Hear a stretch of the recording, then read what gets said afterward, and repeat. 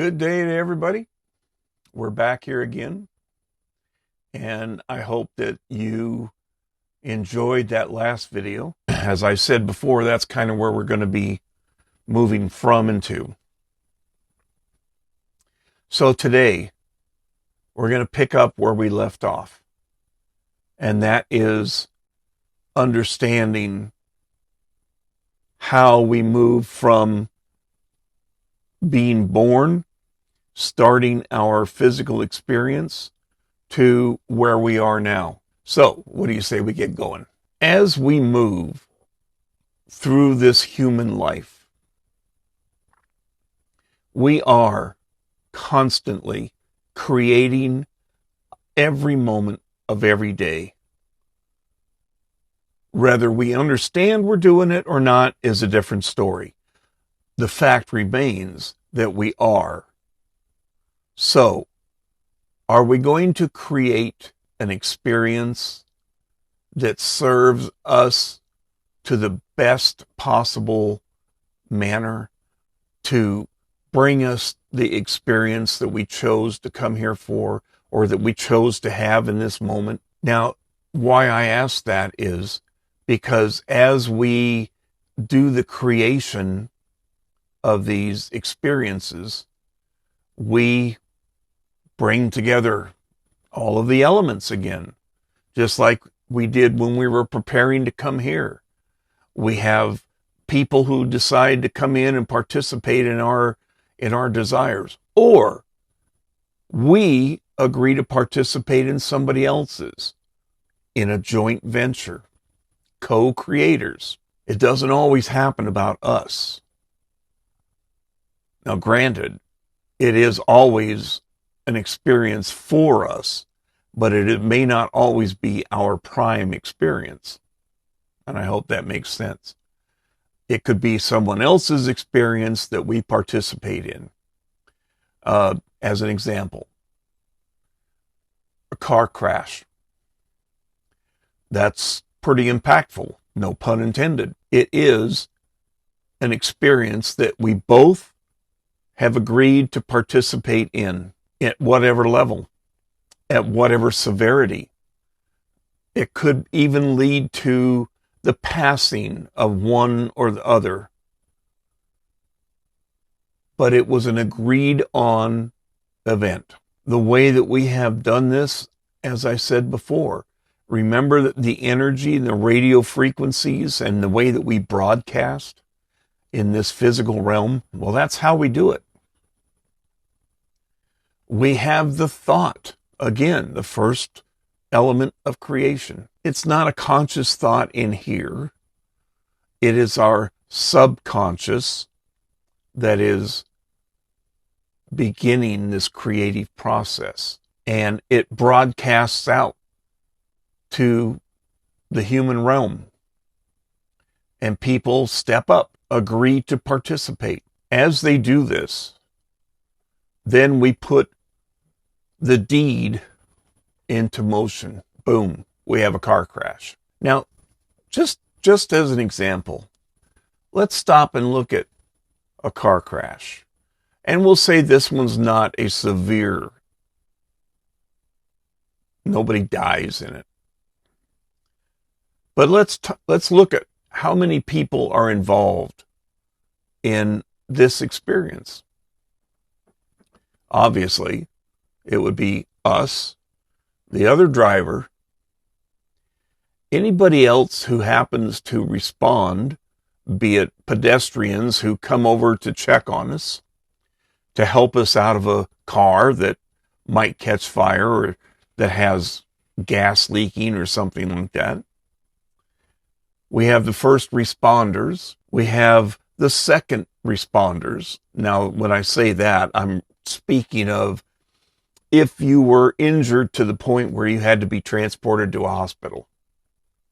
So you have all of those people. And then if you go the route of court over the accident, you sue the person. Now you're bringing in even more people. Can you see how the snowball builds and how more and more people get involved, and all of these people have agreed to participate in this event on the higher conscious level. Not in the physical consciousness, but the higher consciousness.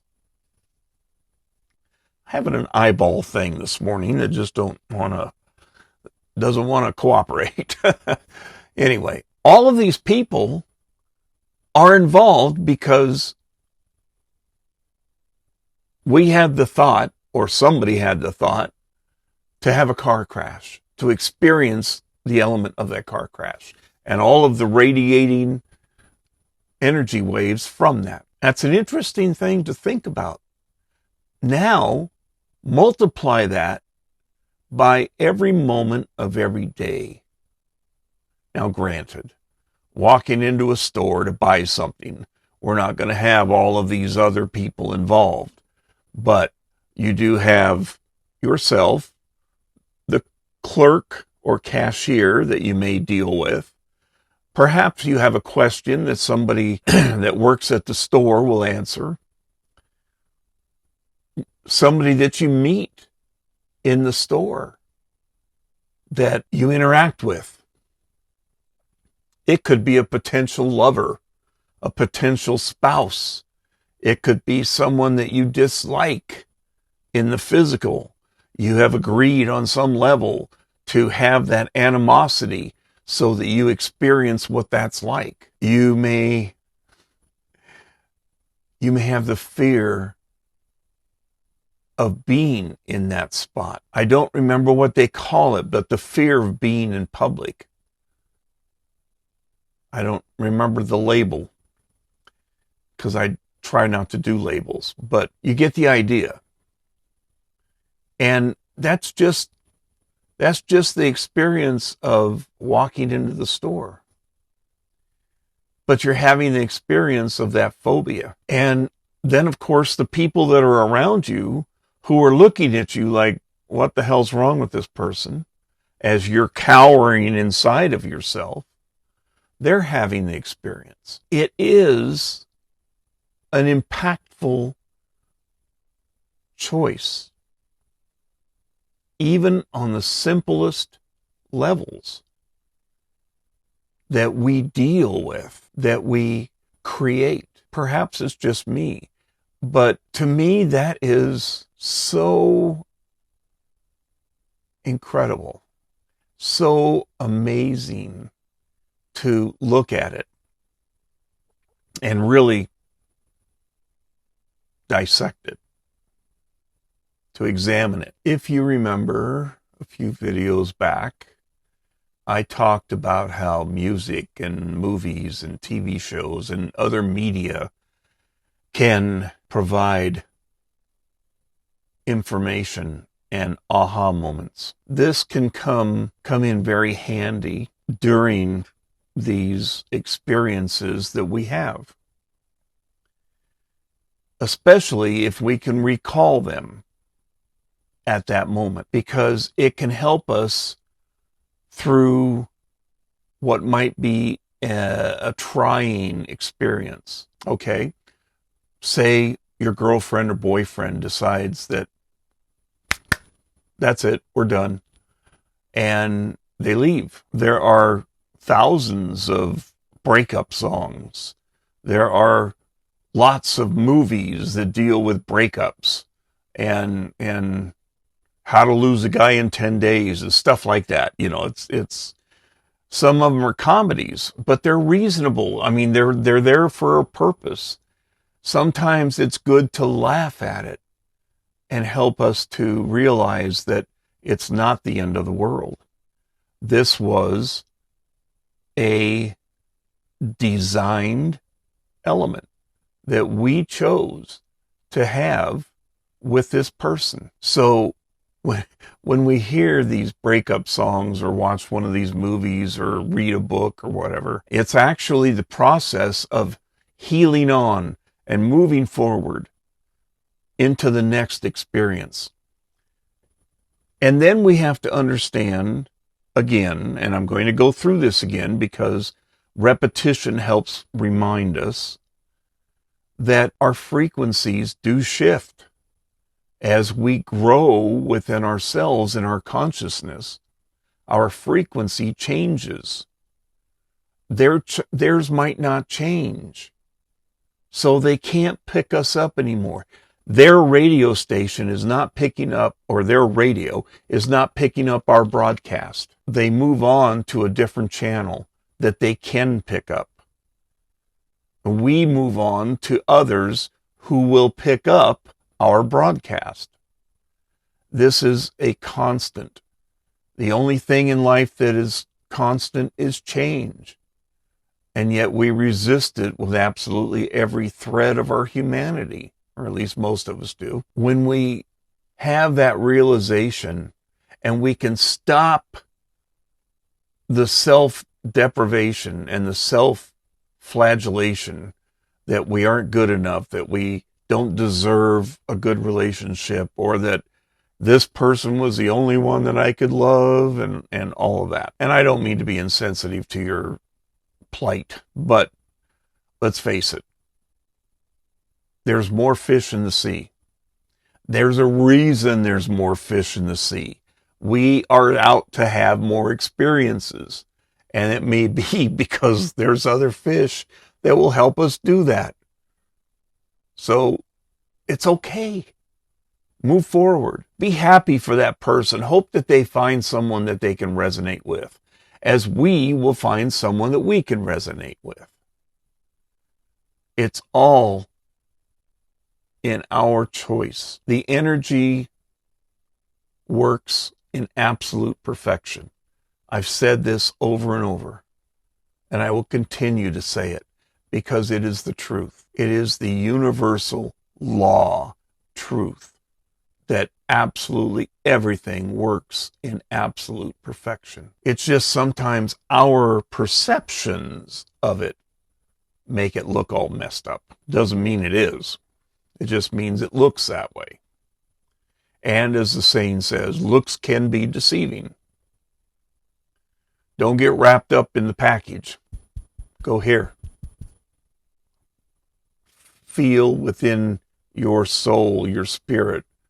Let your higher self help you. Let older souls help you. Put comments and questions down here so that I can help you. As I said in my last video, I'm not going to enable you. I am going to tell you the absolute truth. I am going to be as honest as possible. I may not give you the answer that you look for, but I will point you in the direction where you can find your own truth, because that is more important than for me to sit here and give it to you.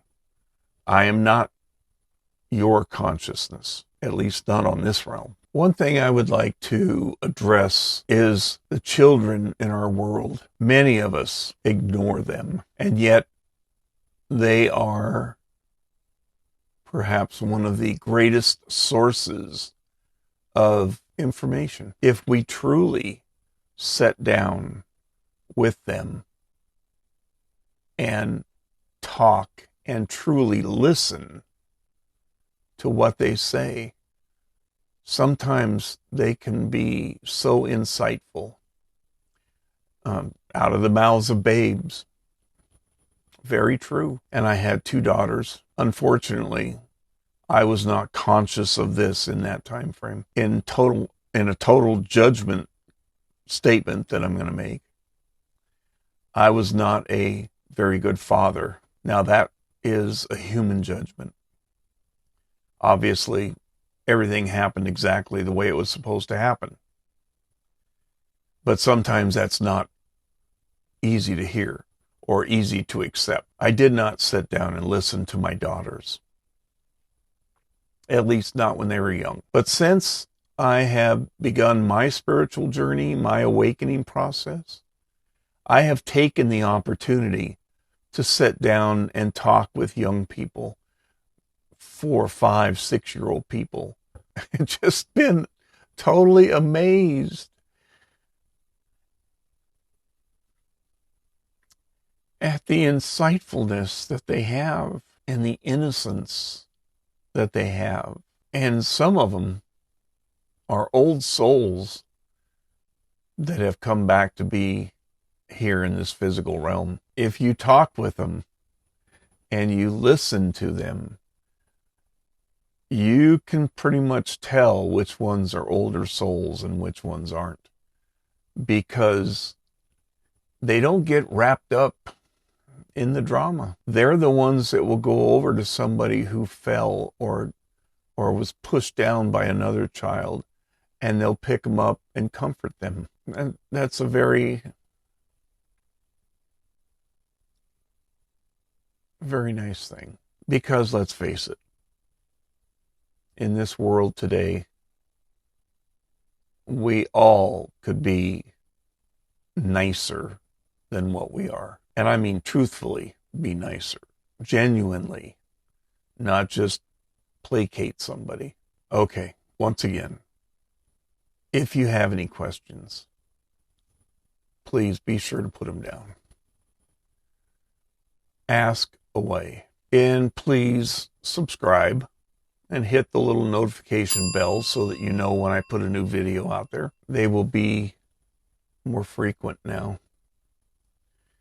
I just have a feeling anyway. There may be days that I miss because of life, my life, and I do have a lot of things going on outside of this channel. I still write books. I still do other things. I still do my human thing, still have my human experiences. So when the videos come out, you'll be notified if you hit that bell. All right. Have a great day. Have a blessed day. Be kind. Be compassionate. The world could use a whole lot more of both. So until next time, love. Love to all of you.